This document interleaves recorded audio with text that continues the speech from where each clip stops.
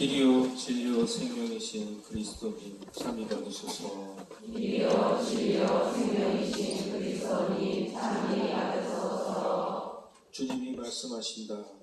나는 너그럽고 자비로우니 이제 마음을 다하여 나에게 돌아오너라. 길이요 진리요 생명이신 그리스도님 참이 받으소서.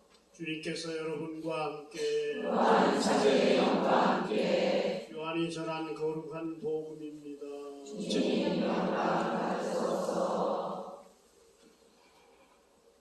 그때 예수님께서는 올리브산으로 가셨다. 이른 아침에 예수님께서 다시 성전에 가시니 온 백성이 그분께 모여들었다.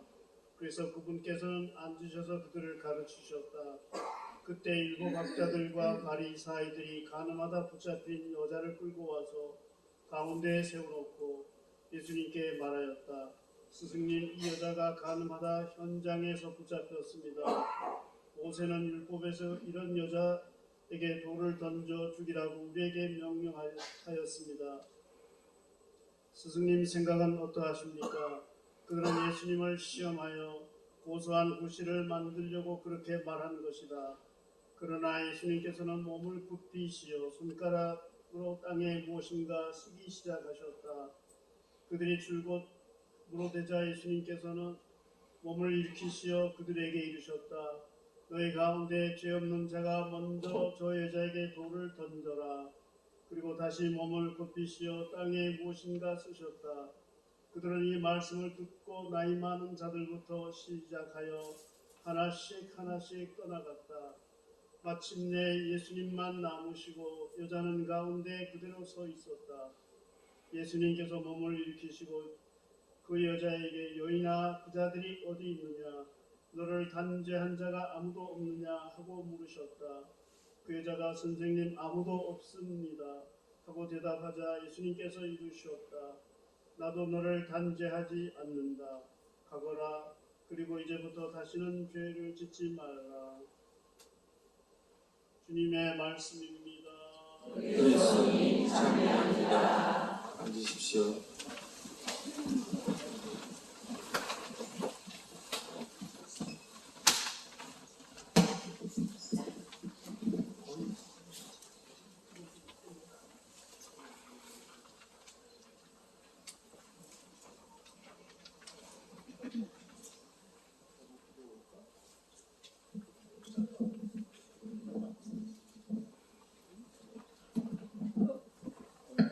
신부님이 마이크가 좋지 않다고 그러셔서 마이크가 좋다고 말씀 잘하는 것은 아니겠죠. 다시 인사드리겠습니다. 원주에 있는 최기식 신부입니다. 원로 신부이고요. 은퇴한 지가 13년이 지났습니다. 그리고 아까 신부님한테 아주 섭섭했던 것이 있는데 신부님이 나를 그냥 80 정도라고 얘기했는데 3살을 더 보태서 얘기를 했으면 안 섭섭할 텐데 80 정도라고 그러니까 살짝 좀 섭섭했어요. 그리고 어제 그 신부님이 공장을 이렇게 축상을 하실 때 저희들이 같이 거기를 갔었습니다. 가서 그날도 한 200명 그 주민들과 함께 또 거기 도지사 군수 의원 같이 나와가지고 그 공장을 축소하는 데 참여하면서 이제 그 홍 신부님에 대한 또 칭찬도 많이 하고 그리고 거기서도 이 콩, 그 메주콩, 청국장 가루 그거를 딱 거기서도 하시더니 오늘도 여기서 더 하시는구나 이런 생각을 하면서 저 시간 그러더라도 이분이 얼마나 훌륭한 분인지 하느님 안에서도 그렇지만 교회 안에서도 그렇고 우리 사회 안에 한국 사회 국가 안에서도 아니 세계 안에서 이번 분이 정말 훌륭한 분이구나 이런 생각을 오늘도 새삼 느꼈습니다.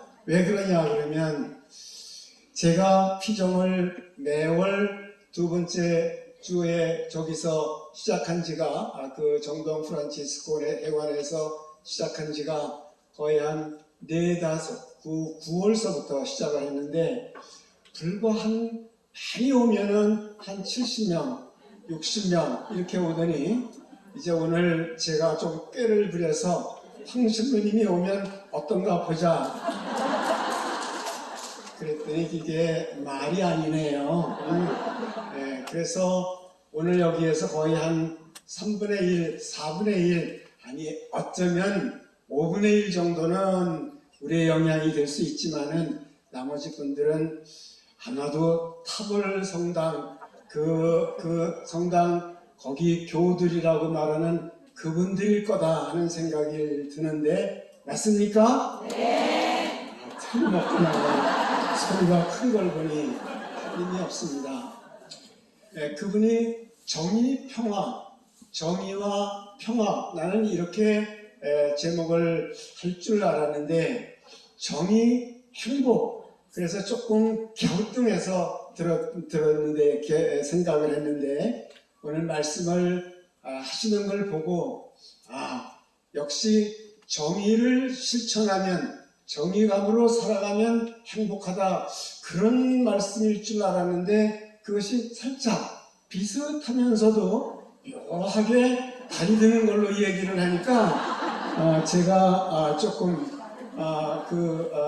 역시 신부님의 그 재주는 누구든지 당할 수가 없겠구나 이런 생각을 제가 했습니다.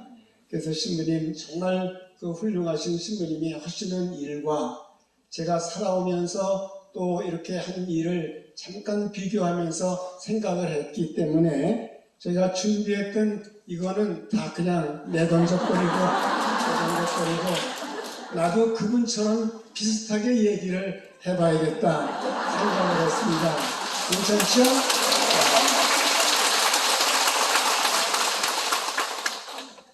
여러분들이 아시는지 모르지만 신앙적인 면에서 또는 사제를 서품을 받은 순서를 봐서라도 신앙적인 면에서 우리 선조들의 후손의 그런 면에서도 어떤 면에서도 제가 황 신부보다는 나이도 그렇고 낫습니다. 낫다고 봐요. 근데 여봐 박수 안 치는 사람이 너무 많아. 아닌 것 같아요. 감사합니다.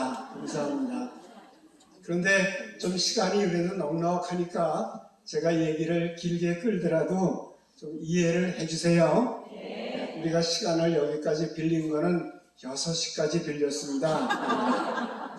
그러니까 이 밖에서는 아무 걱정이 없는데 안에서 빨리 끝났으면 하고 생각하는 사람들이 살짝 겁이 납니다. 그래서 여러분들이 양해를 좀 청해요. 오늘 우리 복음 말씀부터 잠깐만 좀 시작을 묵상을 해보면 좋겠어요. 여기 끌려 나온 분이 이름이 뭡니까? 마리아 막달레나라고 그러죠. 이 막달레나. 그래서 제가 지금 나는 막달레나라는 이름을 가진 사람을 보면 막달레나는 사람이다 이렇게 얘기를 하는데 여기 성서에서 이 막달레나는 이 세상에서 많은 사람에게 모든 사람에게 다 돌을 던져서 죽여야 할 만큼 많은 사람들의 그 죽임을 당해야 할 만큼 아주 몹쓸 사람이죠. 쓸모없는 사람이고요. 값어치 없는 사람이고요. 인간으로서 살아가지 말아야 하는 사람이라고 이렇게 율법에서 생각을 했기 때문에 엄청난 죄를 지은 사람이죠. 자기 안에서도 그렇고 밖에서도 그렇고요. 이 사람은 자기가 살아가면서 자기가 죄 짓는 삶을 산다라고 생각하지 않았어. 그렇지만은 삶을 늘 겪으면서 세상을 어떻게 이렇게 풀칠하고 살아가려고 하니까 그 죄스러운 그 길을 걸어갔던 사람이죠. 그래서 바리새이들 정말 하나님을 믿는 사람들 그리고 하나님에게 가장 찬미를 하고 이렇게 제사를 드리고 그 모든 삶을 하나님의 이름을 부르면서 살아가는 그 바리새인들 유대인들이 어떻게 돼요? 법에 따라서 이 사람을 끌고 나와가지고 이 몹쓸 사람을 이 죄인을 끌고 나와가지고 이 사람들을 떼어 죽여야 하는데 돌을 모두가 다 하나씩 들어서 던져서 죽여야 하는 그런 나쁜 사람인데 그 나쁜 사람이 어떻게 살아났을까? 한번 우리가 감감히 생각을 해봐요. 이 사람을 죄를 이렇게 지었었는데 율법에서 이 사람을 돌로 쳐 죽이라고 했으니 어떻게 하면 좋겠습니까? 예수님에게 시험을 하려고 물어봐요. 그랬더니 예수님은 아무 말도 안 하고 그냥 땅에 이렇게 앉으셔서 글씨를 쓰셨다고 그러죠. 그랬는데 그 사람이 다시 살아나게 되는 그 과정을 가만히 이렇게 생각을 해봐요. 생각을 해보는데 예수님이 그 죄인 앞에 나타난 그 예수님이 뭐라고 얘기를 하냐 그러면 맞다. 죽어야 할 여인이다. 이거는 율법에서도 다 죽이라고 했다. 그런데 너희들 중에서 죄가 없는 사람부터 먼저 돌을 던져라. 이야기를 하니까 어떻게 됐어요? 아무도 못 던지고 다 하나씩 둘씩 빠져나가더니 아무도 없어. 그러면 이 죄인이었던 막달레나가 다시 살아난 것, 그리고 다시 살아나게 된 그 첫 번째 원인이 뭘까요?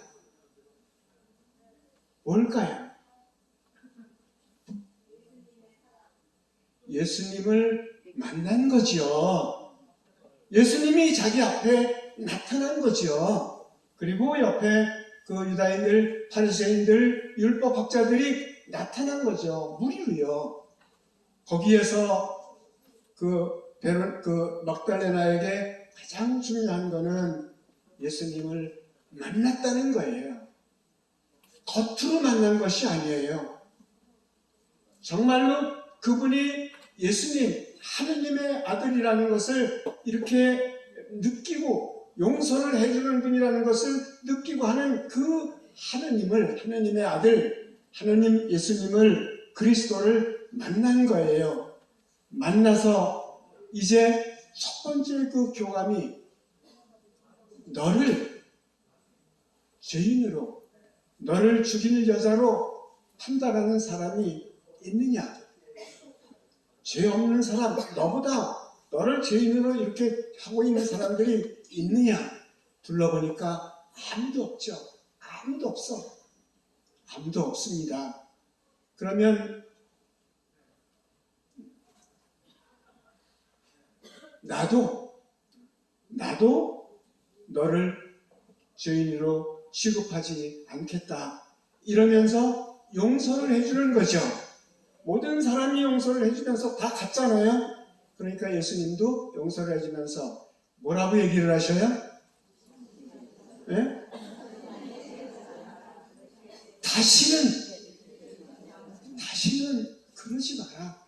죄짓지 마라. 그거잖아요. 그러면 이 막달레나가 새로운 길로 들어서서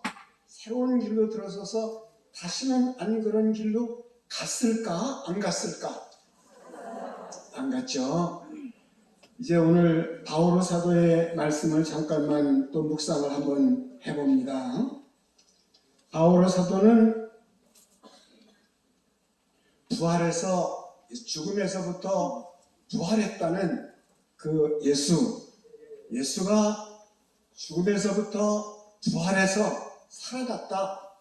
그러는 헛소리하는 사람들, 말하자면 그리스도를 믿기 시작하는 그 사람들을 잡으러 갔던, 그래서 감옥으로 보내는 그런 사람이 있죠.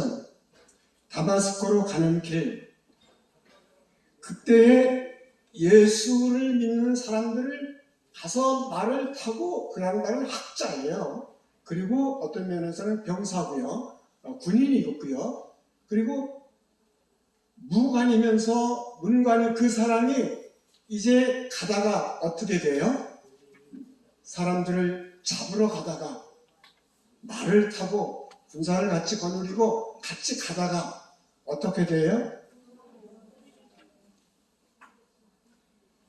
그는 결국 빛 속에서 그리고 음성 속에서 누구를 만나? 예수를 만납니다. 예수를 만난다는 것, 이것이 당신은 누굽니까? 그러고 인격적으로 물으실 때 나는 내가 박해하는 예수다. 내가 박해하는 바로 나다. 이렇게 했을 때 어떻게 돼요? 그는 넘어지면서 예수를 만나는 순간에 넘어지면서 눈이 멀고 나중에는 그 눈이 뜨면서 완전히 새로운 인간으로 막달레나가 새로운 사람으로 변화되어서 예수님의 따라다니는 제자가 되듯이 이 바울 사도는 거기서 회심이라는 돌아선다는 새롭게 변화된다는 그런 삶으로 이제 변화가 되잖아요.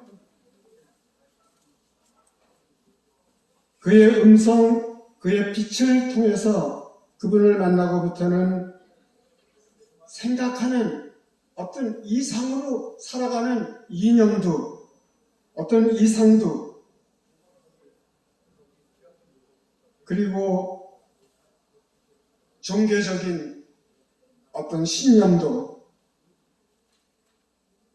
내적인 어떤 면에서의 그 강인함도 그 빛을 통해서 만나는 그리스도를 통해서 사상도 신념도 종교도 어떤 것도 세상의 삶에 귀중하다고 목숨을 걸고 쫓아다니던 그 어떤 것도 완전히 바뀌잖아요. 자기의 삶이 바뀌는 것뿐만 아니라 안에 들어있는 그 신념이나 그 지식의 어떤 그 자기 나름대로 가장 소중하고 생각했던 그것까지도 바뀌어요. 여러분들이 그렇게 소중한 건 무엇일까? 우리가 보통 보면 우리 가족이겠죠. 그리고 가족이 살아나가기 위해서는 우리가 벌어야 하는 돈이 될 거고요. 또는 그러기 위해서 사회적으로 차지하고 있는 어떤 지식, 지위나 명예일 거고요. 이런 것들을 우리는 소중하게 생각하는데 이분이 어떻게 돼요? 이제 이 모든 것을 다 뒤로 하고 새로운 모습으로 출발을 하는 그런 삶이 바오로 사도의 회두라고 우리가 이야기를 해요. 어떻게 바뀌느냐? 이렇게 나중에는 우리 오늘 독서에 그렇게 나옵니다.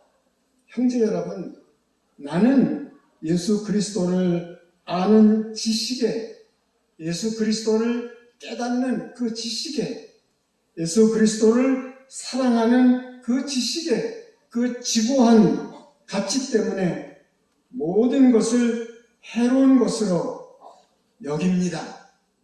모든 것을 해로운 것으로 여깁니다. 그 모든 것을 잃었지만 내가 찾고 얻으려고 애쓰고 했던 그 모든 것을 다 잃었지만 그것들을 쓰레기로 여깁니다. 그리스도를 아는 지식의 지고한 그 가치, 그리스도를 내가 알므로써 내 삶에 하느님의 창조물로서의 생명으로 살아가는 내 삶에, 내 인생, 내 삶에 그 모든 것, 그것들 정말 그 지고한 가치는 그게 무엇일까? 그게 바로 바오로 사도에게서 보면 그리스도 아닙니까? 여러분들이 여기에 온 것은 누구의 때문에 교회를 나가고 가는지는 모르겠지만은 어떤 영향으로 가기 시작했는지는 모르겠지만 궁극적으로 우리는 그리스도를, 주님을, 하느님을 만나는 것, 인격적으로 너와 내가 만나는 것처럼 그 만나는 것, 그분 때문이 아닐까요?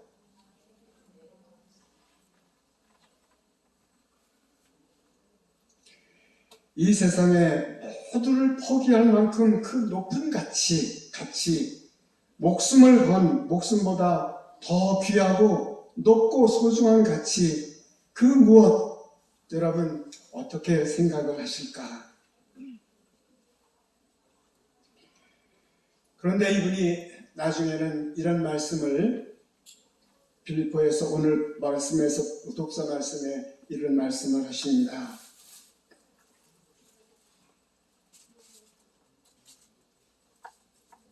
율법에서 오는 나의 의로움이 아니라 그리스도에 대한 믿음으로 말미암은 의로움, 곧 믿음을 바탕으로 하느님에게서 오는 의로움을 지니고 있으려는 것이다.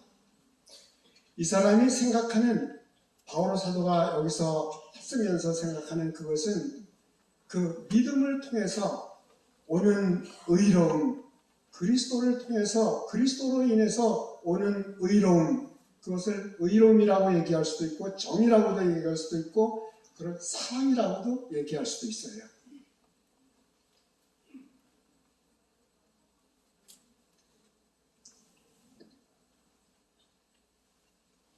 나는 죽음을 겪으면서 그분을 닮아서 그분의 부활의 힘을 알고 그분 고난에 동참하는 법을 알고 싶습니다. 어떻게 하든, 오늘 독서에 나오는 말씀이에요. 어떻게 하든 죽은 이들 가운데서 살아나는 부활에 이르는 그 생명, 부활에 이룰 수 있는 그 부활의 생명으로 다시 살아나는 그것, 그렇게 부활에 이를 수 있기를 바랍니다. 이렇게 얘기를 해요. 이런 것을 우리가 보면 이제 이분이 그리스도를 만나면서 그리스도 자체가 정말 진리이고, 그리고 그분이 생명이고, 그분이 사랑이고, 그분이 정의이고, 그리고 우리가 하느님 나라에서 들어갈 수 있는 그 생명 자체이고 하는 것을 우리들이 본다 그러면 이 세상의 삶을 우리들이 한번 분별할 수 있을 거다. 그래서 오늘 황창영 신부님 생각하는 행복, 어찌 보면 하늘나라의 행복이라고도 이야기할 수 있지만은 그것은 이 세상에서 우리의 마음가짐으로, 우리의 영혼의 마음가짐으로 이제 그 행복을 누려야 한다 하는 것으로 한번 저는 이해를 하려고 했어요. 그래서 저는요, 여기서 여러분들한테 지난번에도 꼭 말씀드렸지만은 정말 내가 이 세상에서 어떻게 살고 어떻게 죽는다 이런 것 이야기하기보다는 나는 하느님을, 그리스도를 만나서 그 사랑을 만나서 그 생명을 만나서 그와 하나 되어서 그분은 내 안에 오셔서 나와 함께 이 세상에 머무는, 그러면서 그 하느님하고 내가 그 안에서 그 사랑의 포근한 어떤 그 빛의 그것을 받으면서 내가 세상을 살다가 그분 안에서 운명하면 아무리 죄를 많이 지었다고 하더라도, 내가 아무리 못된 짓을 하고 다른 사람을 죽이고까지 하고 온갖 나쁜 짓을 다 했다고 하더라도 하느님은 우리를 당신의 사랑의 품에 저 높은 곳에 부활의 기쁨 가득한 그곳에 우리를 함께 올라갈 것이고 끌어올릴 것이다. 이런 믿음 여러분 있으십니까? 찬미합니다. 정말로 저는 그런 믿음이 우리에게 고백할 수 있다 그러면 오늘이 그날이 되기를 저는 바랍니다. 그런 면에서 평화라는 것을 정의 평화라는 그 평화는 우리 영혼의 하늘나라에 올라가서 느낄 수 있는 그 기쁨을 말할 수도 있고요. 이 세상에서 모든 죄와 억압에서부터 해방되는 내 영혼이 정말 하느님을 마주할 수 있는 사랑의 어떤 꽃으로 내가 변하는 그 모습 되는 것을 평화라고 볼 수도 있고요. 내가 정말로 이 세상에서 모든 죄에서부터 자유로워지고 모든 육체적인 억압에서부터 풀려나서 자유롭게 되어서 하나님 나라의 나비가 되어서 하나의 새가 되어서 그분에게 날아가는 것처럼 마치 나뱅이가 불꽃나뱅이가 불꽃 속으로 하느님한테로 그 불꽃이라 생각하고 뛰어드는 것처럼 그런 삶이라고 그러면 그런 신앙이라고 그러면은 그것이 바로 오늘 정의를 이야기할 수 있는 사람의 이야기다. 이렇게 생각을 한번 해보고 여러분들이 정말로 정의를 위해서 사랑을 위해서 사는 그것은 곧 그리스도를 따르고 그리스도와 함께 만나고 사는 것이고 또는 사랑을 실천하는 것도 마찬가지로 그리스도를 만나는 길이다. 이렇게 생각을 하고 오늘 좀 우리가 한번 묵상을 조금만 더 해봤으면 좋겠어요. 제가 얘기를 더 해도 되겠죠? 저는 신부가 될 때 나는 세상이 신부대로 태어난 사람이야. 25, 28 신부가 될 때까지 그 생각에서 저는 떠나지를 못했어요. 신부가 되고 나서도 얼마 후에까지도 그 생각을 떠나지 못했어요. 왜냐 그러면 저는 우리 조상 때부터 내려오는 최동환 신부님서부터 내려오는 아주 열심한 그 가정에서 태어났기 때문에 한 번도 그런 거를 해본 적이 없어요.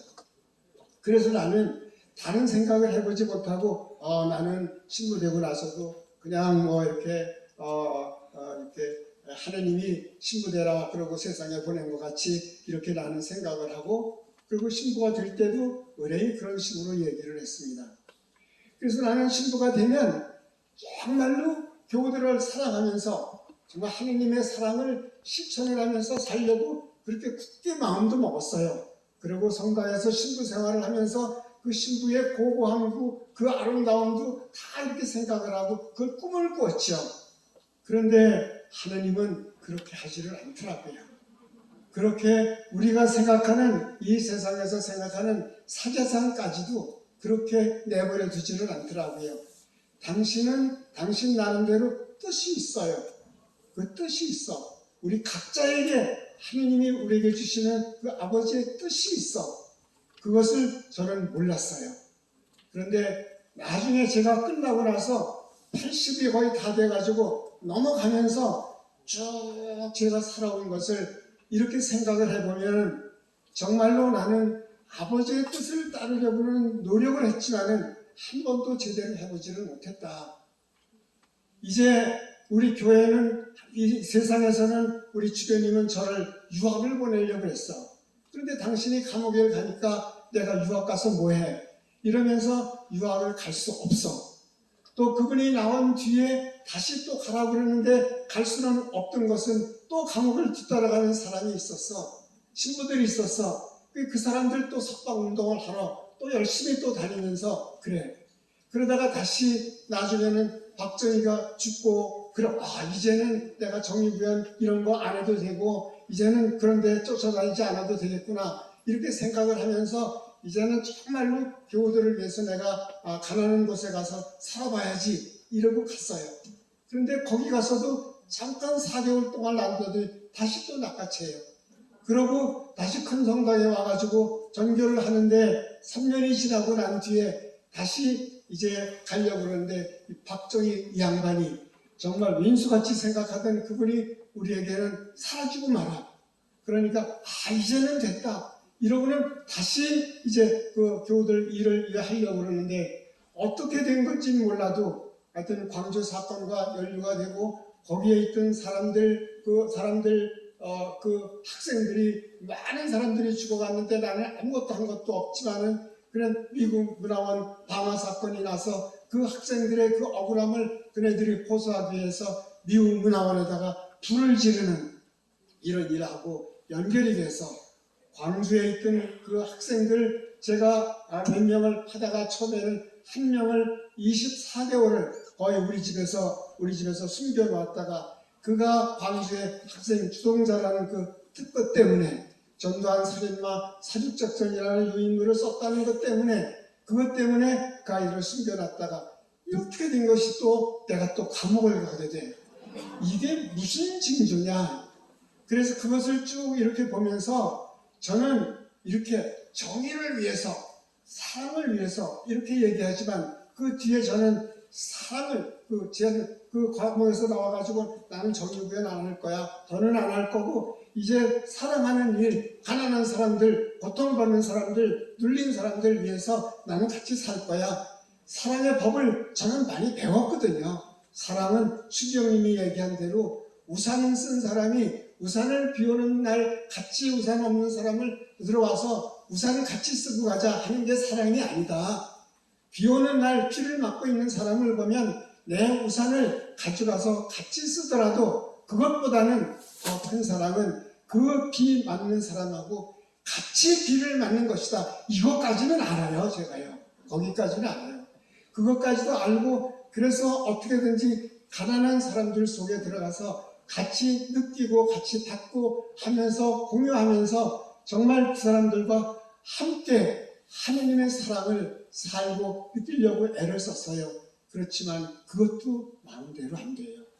40년 동안을 해봤지만은 결국 저는 지금 내가 생각하는 거는 나는 노력은 했지만은 아주 끝에 가서도 거의 나는 죄인에 불과하다. 이제 하나님의 사랑을 실천하는 것은 아니다. 이런 식으로 나를 죄인으로 생각할 정도로 제가 느껴요. 그런데 여기에 오늘 복음에서 나오는 그 말씀, 사도 바울의 그 모습을 보면서 저는 확신합니다. 여러분들에게도 그것 믿으시기를 바라요. 저는 순간적으로 여기 우리 기도회를 시작하는 우리 카리타스도 매일같이 15단 내지 20단, 30단을 바치는 분들이야. 그리고 매주 올해 와서 평화의 기도를 한 사람들이야. 매일같이 그러면서 밤 9시만 되면은 같이 쭉 누르다가 기도를 하는 사람들이야. 이 사람들이 갖고 있는 나는 그 영성을 보면서요. 제가 오히려 너무 감탄한 것은 그 사람들이 함께 만나는 성모님, 그리고 성모님을 통해서 예수님에게 기적을 또 우리의 이 세상의 평화를 위해서 주님께서 개입해 주시기를 청하는 그 기도가 이 세상에서는 가장 아름다운 기도 같다. 그래서 나는 그분들 함께 기도하고 싶어서 그래요. 그러면 여러분들 이제 이 세상에서 행복이고 뭐고 얘기하기 전에 정말로 행복하게 건강하게 100수까지 아니 200수까지라도 살려 그러면 산다고 생각하는 것이 행복이라고 그러면 그렇게 하세요. 그렇게 노력을 해도 좋은데 그러나 아까 주님님 얘기대로 하루를 살아도 정말 한 달을 살아도 그리고 1년을 살아도 우리의 마음가짐, 우리의 영혼가짐, 우리의 삶의 어떤 그런 의미를 지닌 내 생명 자체를 내가 이렇게 하나님 앞에 사랑으로 나는 살아갈 거야, 이렇게 봉헌할 거야 라고 봉헌을 한다면 그러면은 오늘 막달레나 여인이 내 모습이다 이렇게 생각을 하시고 바오로 사도가 바로 나여야 한다 이렇게 생각을 하시고 오늘 여러분 간절한 기도를 바치면서 우리 평화를 위해서 이렇게 기도해 주시기를 바라요. 평화라고 얘기하면은 어떤 거를 꼬집어서 이것이 평화다. 요새 여다, 야다, 진보다, 보수다 그러면서 우리들 백성들 가운데서도 신자들끼리도 사제들끼리도 주교들끼리도 이 문제가 일치가 되지를 못해요. 이게 옳은 거다. 아니다. 이게 옳은 거다. 아니면 이거는 이야기하면 안 되는 거다. 이렇게 교회에서 가르치고 있어요. 그렇게 가르치고 있어. 그러나 우리가 정말 양심적으로 하나님의 진리이신 그분이 양심적으로 우리 안에다 심어준 그 양심을 가지고 그리고 율법보다도 교회의 교회법보다도 국가의 법보다도 그 율법보다도 우리 안에 심어준 하느님이 심어준 그 양심을 가지고 양심이 판단하고 받아들이는 그 기준은 반드시 있습니다. 물론 이 세상에서 겪은 습관 때문에 그 양심이 이렇게도 갈 수 있고 이렇게도 갈 수 있는 거지만은 그러나 그 양심은 하느님이 박아주신 그 양심은 하느님의 뜻이라고 저는 봐요. 그것이 우리 안에서 그거에 움직이는 지학순 주교님이 그래서 양심선언 이것이 바로 정의의 우리 횃불이 됐던 거예요. 그 양심선언을 했던 것이요. 양심적으로 하는 그거를 누구든지 그거는 막을 수가 없어요. 그러나 우리는 이런 세상에서 정의를 위한 거는 정말 무슨 사회의 어떤 평화를 위한다는 일이라면 사랑하는 것, 사랑하는 것은 자기가 죽는 겁니다. 예수님이 우리에게 보여주신 이 사순절에 보여주신 것은 예수님은 자기를 죽음으로써 자기의 그 죽음이라는 것은 당신 스스로를 그냥 개인을 죽는 게 아니라 우리를 위해서 우리의 모든 죄를 위해서 우리를 위해서 죽는다는 것, 그 십자가를 짓는다는 것, 치욕을 받는다는 것, 그리고 모든 그 인격체보다도 가장 낮은 아주 낮은 자리에 있어서 멸시를 받고 천대를 받고 짓눌림을 받고 매를 맞고 피를 흘리고 심장이 찔리고 이러면서 그분이 완전히 이렇게 죽는 것, 그게 사랑이다. 이런 거를 우리들이 정말로 깨닫고 느낀다고 그러면 사랑이라는 것은 곧 정의라는 것, 우리가 이 세상에서 양심을 지키는 것, 그 사랑을 지키는 것, 그것이 정의라는 것, 이런 거를 우리가 생각을 해봐야 돼요. 정의가 이루어지면 사랑의 꽃이 피면은 거기는 평화가 있습니다. 그러나 사랑이 없고 증오가 있고 미움이 있는 곳에는 어찌 평화가 있겠어요? 거기에. 그러고 우리 정말로 정의를 위해서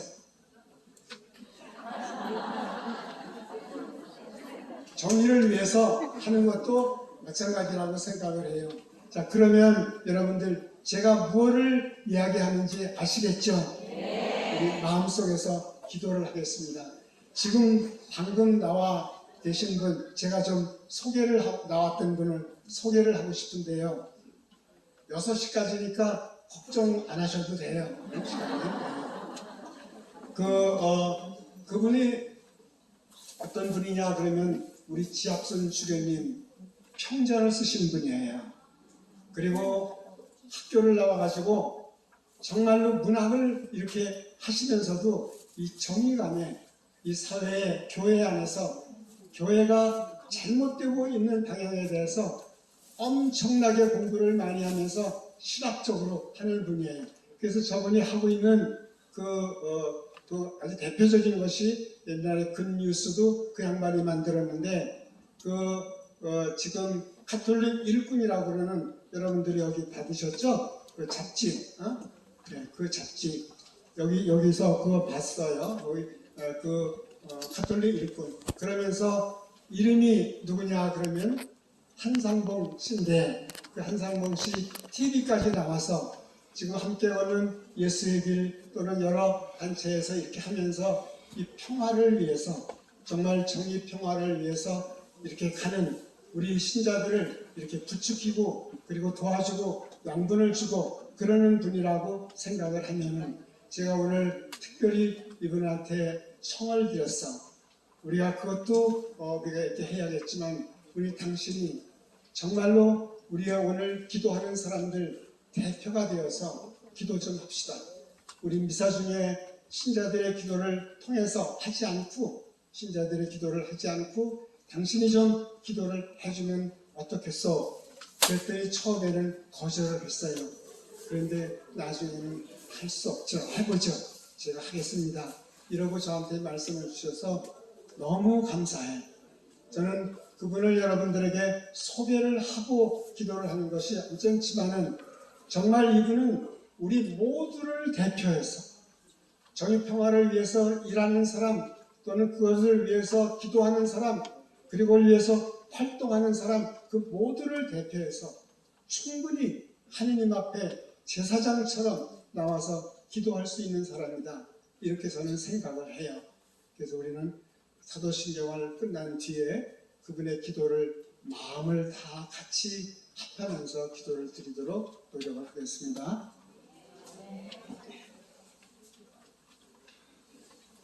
네, 일어서 주시죠.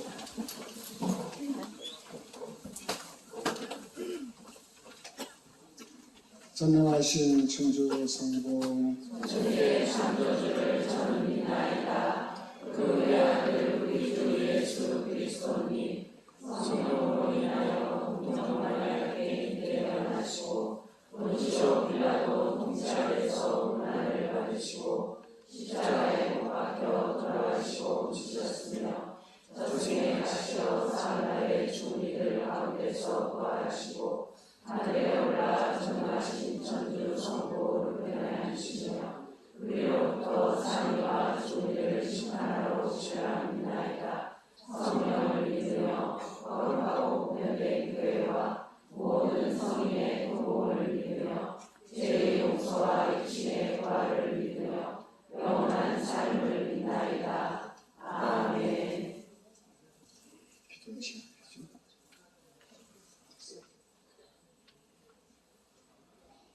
앉아주세요.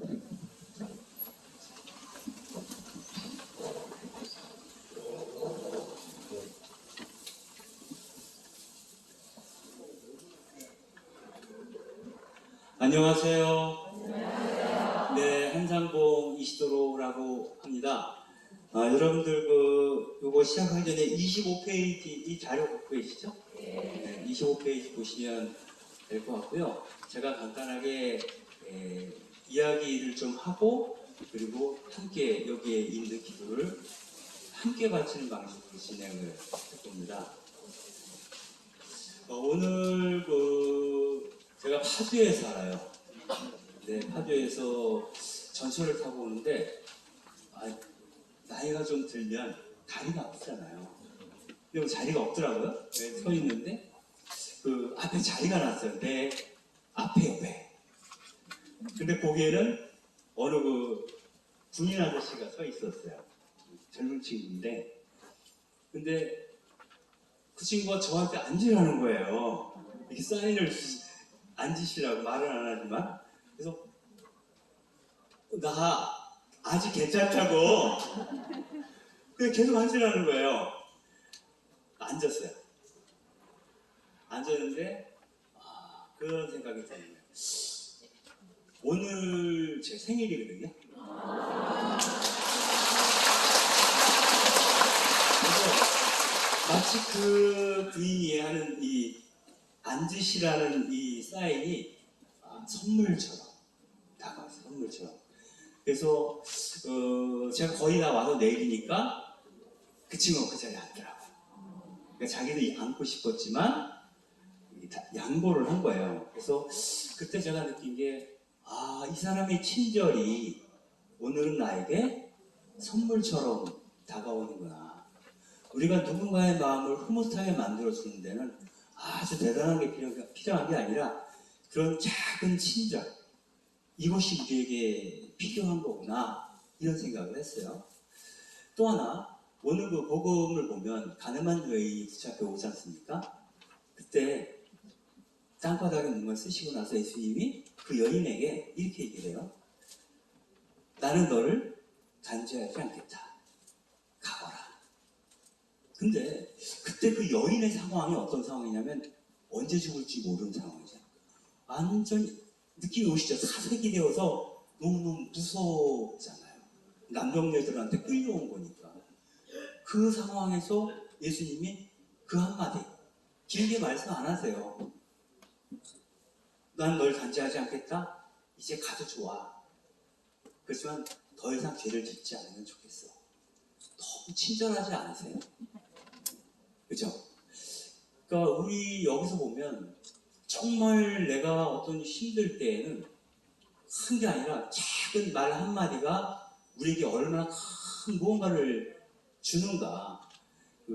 우리가 말하는 소위 은총이라고 하는 것은 이런 방식으로 축복처럼 우리에게 온다. 그래서 언어가 되게 중요하다는 거예요. 내 입에서 나가는 언어, 말투, 억양, 그 한마디. 그래서 나이가 들수록 그 작은 친절에 대해서 굉장히 좀 울컥하는 게 있는 것 같아요. 젊었을 때 그런 거 몰라요. 사느라 바빠서. 근데 나이 들면 누가 작은 친절을 베풀어도 너무너무 고맙거든요. 그래서 그런 친절한 언어를 썼으면 좋겠다. 그래서 내 입을 통해서 주님께서 그런 친절한 이야기를 해줄 수 있으면 좋겠다. 이런 생각을 했어요. 그래서 첫 번째 기도, 입을 여는 기도라고 되어 있어요. 근데 오탕 하나 있어요. 맨 마지막에 저를 통해 당신께서 말하게 하소서. 나를 통해 당신께서 말하게 하소서. 예요.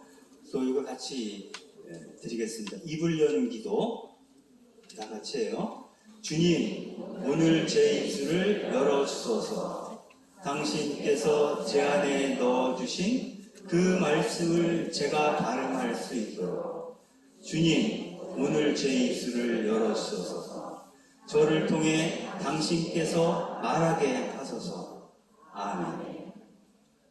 네, 첫 번째 기도입니다. 두 번째 기도는 흉갑 기도예요. 처음 들어보죠? 흉갑이 뭐냐면 로마 병정들이 전쟁에 나갈 때 갑옷을 입잖아요. 가슴을 보호하기 위해서 위에 입는, 걸쳐 입는 갑옷이에요. 그래서 전쟁 때 이 흉갑을 차지 않으면 위험하죠. 그죠? 그래서 이걸 차면 어깨 같은데 창이 들어와도 딱 막아주거든요. 그래서 흉갑 기도는 그 켈트 신앙에서 나온 거예요. 지금의 아일랜드. 그 켈트족들의 켈트 그리스도교 신앙에서 내가 걷는 모든 길에서, 내가 만나는 모든 사람들 속에서, 내가 호흡하는 모든 공기 속에서 그리스도께서 나와 함께 호흡하시길 바라는 기도예요. 그러니까 언제 어디서나 그분이 나와 함께 하기를 갈망하는 기도거든요. 좋죠? 여러분들이 하루 일을 시작할 때 이 흉갑 기도를 집에서 같이 쉬고 시작하면 되게 좋을 것 같아요. 좀 긴데 한번 읽어볼까요, 같이? 네. 나의 말에 생명이 있어 살아 움직이고 깨어 느끼게 하소서. 내가 다시 돌아올 때까지 내 입술에 핀 꽃이 지지 않게 하소서. 그리스도 예수님의 사랑이 내 모든 마음을 채우고 그리스도 예수님의 사랑이 모두를 위해 내게 넘치게 하소서.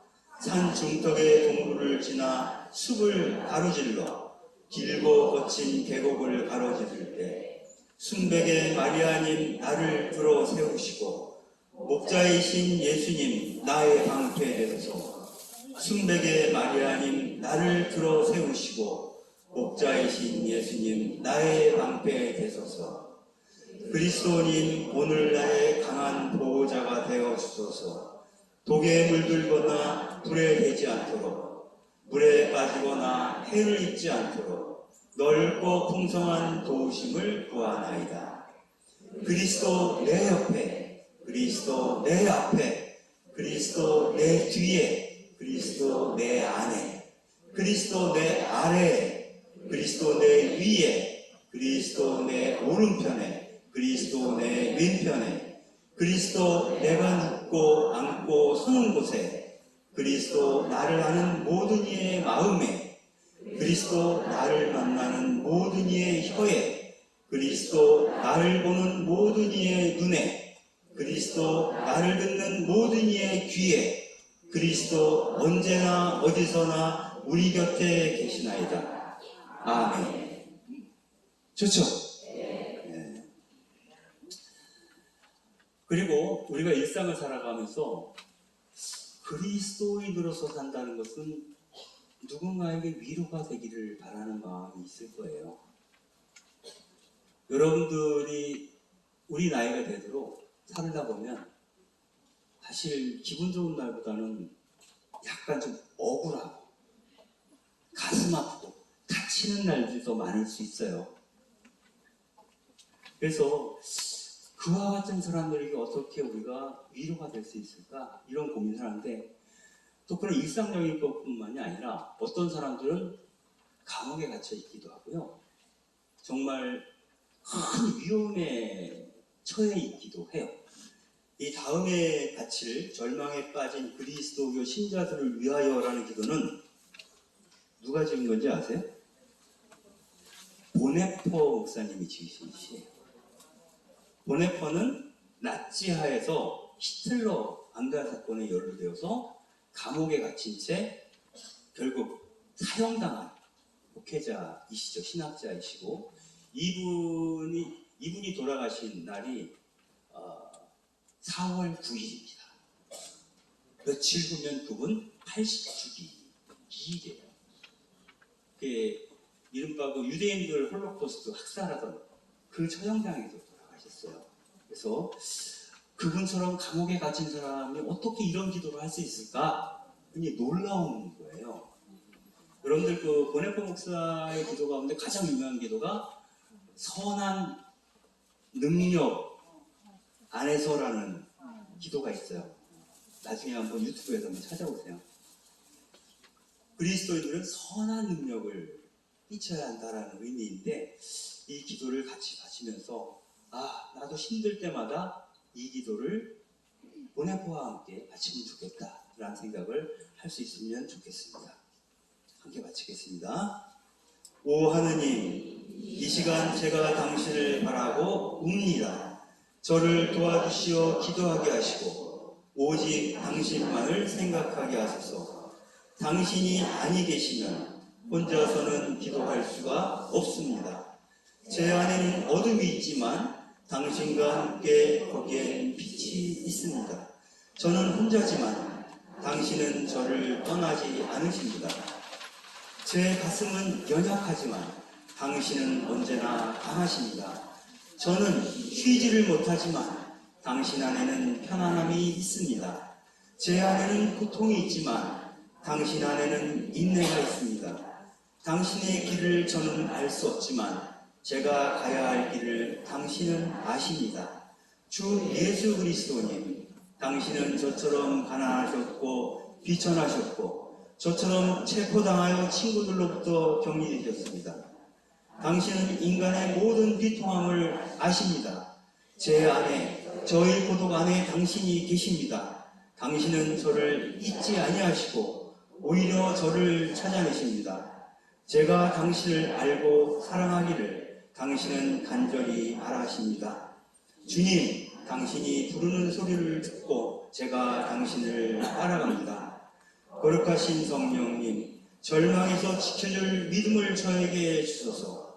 당신과 다른 모든 이들을 향한 사랑을 제 속에 담아주시오. 그 어떤 증오에도 고통에도 오염되지 않게 하소서. 두려움에서 건져줄 믿음을 저에게 주소서. 네, 여기까지입니다. 얼마 전에 제가 읽은 책 중에 하나가 외로움의 습격이라는 책이 있었어요. 그러니까 요즘 사람들이 제일 힘들어하는 게 외로움이라고 해요. 아마 여러분들 이 말 하면 금방 아실 거예요. 집에 가서 식구들하고 이야기 나눌 시간 별로 없죠. 집에 가면 다들 뭐 봐요? 핸드폰 보거든요. 밥 먹으면서도 핸드폰, 전철 타서도 핸드폰. 식구들하고 마음을 나눌 수 있는 시간이 없어요. 그래서 함께 있어도 늘 외로워요. 여러분들은 어떠세요? 외롭죠? 세상이 왜 이렇게 나를 외롭게 하는 거야? 그죠? 홀로 왔다 홀로 가는 인생이에요. 그럴 때마다 이 보네퍼가 감옥에 갇혀 있었잖아요. 이 사람만큼 외로운 사람이 어디 있겠어요? 그리고 십자가상에 달리신 예수님 생각하면 그분이 십자가상에서 얼마나 외로웠겠어요? 가까이 지내던 제자들 다 뿔뿔이 흩어져 버렸잖아요. 몇몇 여인들만이 십자가 아래에 있었어요. 그러나 그들과 대화를 나눌 수 없어요. 너무너무 외로운 시간을 그분들 견디셨거든요. 그럴 때마다 이 기도를 함께 나눴으면 좋겠습니다. 다음은 가난한 이들을 위한 기도인데요. 여러분들 하느님 이름이 뭘까요? 하느님 이름 야훼죠. 그 세번역 성경을 보면 이렇게 돼 있어요. 나는 너희를 에집트에서 구출해준 그 야훼이다. 근데 야훼라는 말이 있는 자라는 뜻이에요. 그죠? 맞죠? 그런데 재미난 건 뭐냐면 당신 이름이 뭐요? 했을 때 나 내 이름 있는 자야. 이상하지 않아요? 말이 좀 안 되죠? 이스라엘에서 쓰는 말은 히브리어들은 다 뜻이 있어요. 근데 있는 자 이름은 적절치가 않아요. 보통 이 사람들의 이름은 하느님께서 구해주시다 라든가 이런 뜻을 갖고 있어요. 근데 있는 자 이상하게 낯설어요. 그래서 독일의 성서학자들이 고민을 했다는 거예요. 이게 이름으로 적절치 않다는, 야훼라는 이름으로 뜻으로 적절치 않다는 거예요. 그래서 고민해서 내린 결론이 뭐냐면 그 앞에 말이 빠졌다는 거예요. 생략된 거예요. 뭐냐면 너희와 함께 있는 자라는 거예요. 너희와가 앞에 붙었다는 거예요. 이 말은 뭐냐면 모세가 하느님을 불타는 떨기나무 앞에서 만났을 때 히브리 노예들을 구출하라는 명령을 받아요. 모세가. 그런데 히브리 노예들에게 갔을 때 누가 보내서 왔니? 라고 물어보면 누가 보내서 왔다고 얘기해야 되니까 이름을 알려달라고 부탁을 해요. 그래서 하느님이 알려주신 이름이 야훼이신 거예요. 그래서 그분의 이름이 너희와 함께 있는 자라고 한다면 히브리어에는 과거, 현재, 미래, 시제가 없어요. 그래서 해석해보면 히브리 노예들이 불러요. 묻습니다. 모세에게. 너는 누가 보내서 왔니? 모세가 대답합니다. 나는 너희와 함께 있었던 그분께서 보내셨어. 나는 너희와 함께 있고자 하시는 분께서 보내셨어. 나는 너희와 함께 계시고자 하시는 분, 앞으로도 그분께서 보내셨어 라고 말하면 말이 되나요? 안 되나요? 되죠.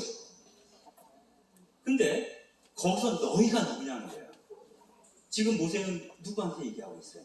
히브리 노예들한테 얘기를 하고 있잖아요. 그러므로 너희는 노예들인 거예요. 그러므로 하느님, 야훼 하느님은 노예들과 함께 하시는 분이에요. 그런데 희한하게도 아들의 이름도 비슷해요. 아드님이 누구죠? 예수님이세요. 예수님의 별명이 뭐죠? 임마누엘이에요. 임마누엘이 무슨 뜻이죠? 주님께서 우리와 함께 계시다는 거예요. 비슷하죠? 그 아버지의 그 아들인 거예요. 근데 예수님이 주로 만났던 사람들이 어떤 사람들이에요? 가난한 사람들이에요. 그죠? 그래서 공생활을 처음 시작하실 때 나자렛 회당에서 제일 먼저 읽으신 구절이 주님의 영이 내게 내려 가난한 이들에게 기쁜 소식을 선포케 하셨다. 이렇게 시작해요. 그러면 예수님께서 주로 가난한 사람들을 만났다면 예수님의 별칭인 임마누엘은 주님께서 우리와 누구? 가난한 사람들과 함께 하신다는 뜻이에요.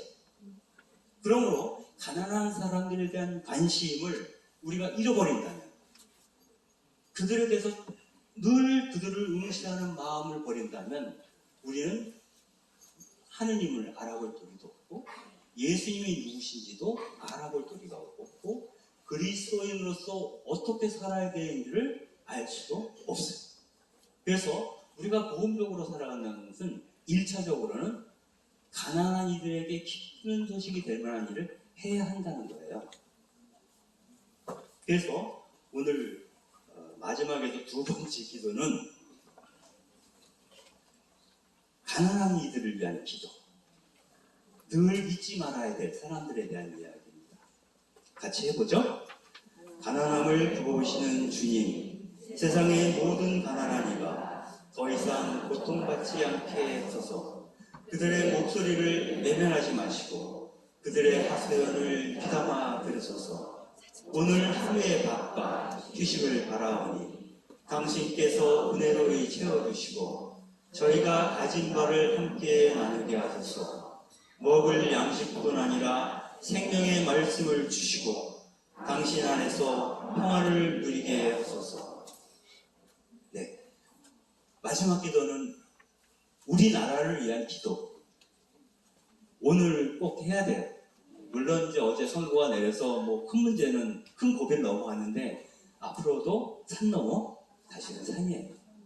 그래서 정말 우리 대한민국이 평화로운 나라, 모두가 서로를 형제요 자매라고 부를 수 있는 나라. 우리가 교회 안에서 서로 형제님 자매님 그러잖아요. 한 가족이라는 뜻이잖아요.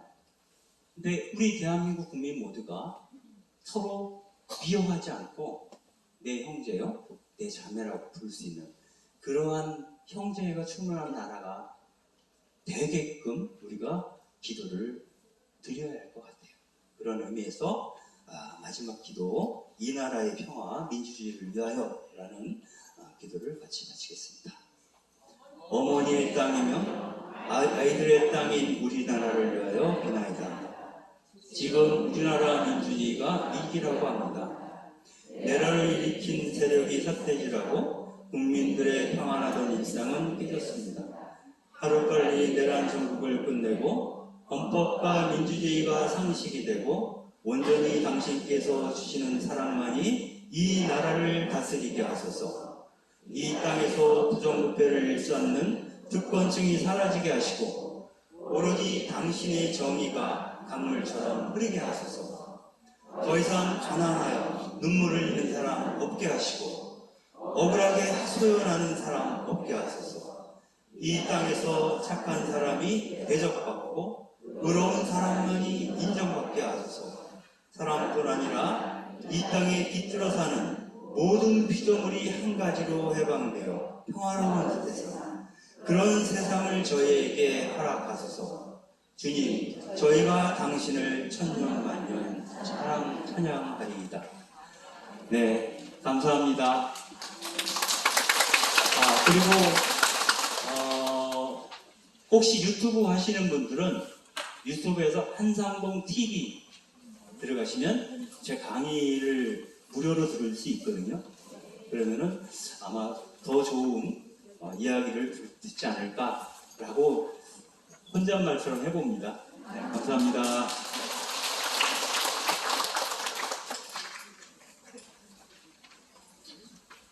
예, 성찬 전쟁을 시작됩니다.